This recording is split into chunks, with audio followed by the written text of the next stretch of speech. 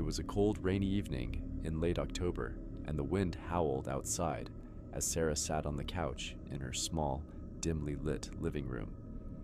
The old television in the corner flickered with static, a relic of the past that had seen better days.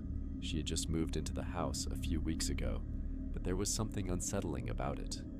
The creaky floors, the drafty hallways, the constant chill in the air, everything felt off, as if the house were alive, watching her. But it wasn't just the house. There was something about the TV that unnerved her. It had all started the night she plugged it in. The screen buzzed to life, and static filled the room. But then, something strange happened. As she reached for the remote to change the channel, the picture shifted. It was subtle at first, just a slight distortion, but then figures appeared on the screen. Faint, shadowy outlines of people. The images would flicker, come into focus, and then disappear before she could react. She shrugged it off, blaming the old cables or the storm outside for causing interference. But as the days went by, the occurrences became more frequent. Every time she turned the TV on, something felt wrong. The figures on the screen grew clearer, and sometimes, when the room was silent, she could hear faint whispers coming from the speakers, soft, unintelligible voices, like murmurs from a distant world. Sarah tried to ignore it, but one evening, when she settled into the couch to watch a show, things escalated. She clicked the power button, and the TV flickered on. This time, the screen was no longer static. Instead, it showed a family, a mother, father, and 2 children, sitting in a living room very much like her own. They were smiling, but their eyes seemed hollow, vacant. "Hello, Sarah," the voice said, though it wasn't coming from the TV speakers. It was coming from behind her. Frozen, Sarah slowly turned around, but there was nothing there. The room was empty, save for the dim glow from the TV. Her heart raced, her hands trembling as she slowly sat back down, trying to make sense of what she had just heard. The TV flickered again, the image of the family growing clearer, but this time, the mother's smile twisted into a grimace, her eyes widening in terror. The children began to shriek. No, not shriek. They were pleading. "Help us, please." The words sent a chill through Sarah's spine. She reached for the remote to turn the TV off, but the buttons didn't work. She pressed them frantically, but the screen only grew darker, the voices louder. She jumped as the lights in the room dimmed, the air growing heavier.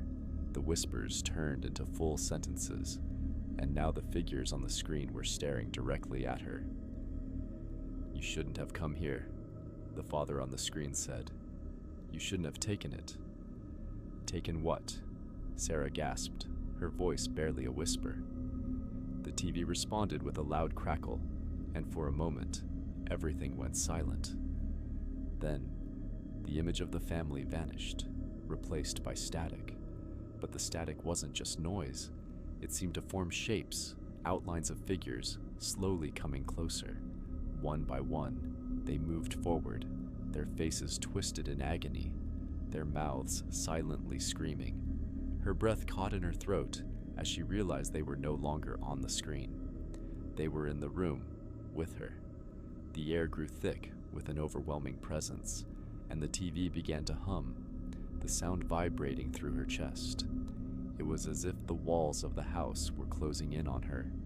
Sarah bolted up from the couch, but the figures on the screen, no longer confined to the screen, began to move towards her, their shadows stretching across the walls. Her pulse raced as she stumbled back toward the door, but the shadows grew longer, darker, and closer. One by one, the figures emerged from the static, their cold, hollow eyes locking with hers. In desperation, Sarah grabbed the old TV set and yanked the plug from the wall. The house fell silent. The figures were gone. The TV went dark, but as she stood there, gasping for breath, she realized something horrifying. She wasn't alone anymore. The voices, those faint whispers she had been hearing since she first turned the TV on, were now clear, louder. They were all around her. "Welcome home, Sarah," the voice hissed, not from the TV, but from the darkness surrounding her. "We've been waiting for you." The room was suffocating. The walls seemed to close in on her, and Sarah could feel the cold breath of the figures behind her. They were getting closer, their footsteps echoing in the silence. The TV was just the beginning. The house was alive, and it was hungry for more. She realized too late that whatever had been trapped in that television had seeped into her world, and now she was trapped too.